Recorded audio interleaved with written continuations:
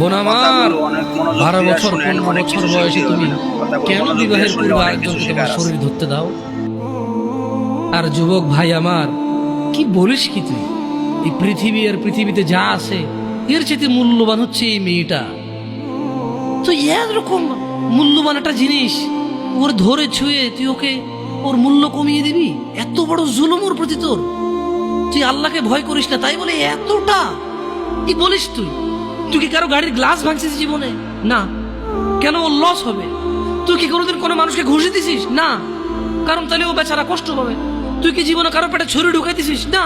ও মরে যাবে, তাহলে ওর ফ্যামিলি ক্ষতিগ্রস্ত, লসে পড়ে যাবে। তুই কি কারো টাকা মারছিস কোনোদিন? না। তাহলে ওর ফ্যামিলি টাকার কারণে কষ্ট পাবে। তাহলে তুই কেন তুই এত ছোট ছোট বিষয়গুলো খেয়াল রাখিস যে আরেকজনের লস হবে? তাহলে তুই এই মেয়েটার জীবনটাকে তুই কি করলি?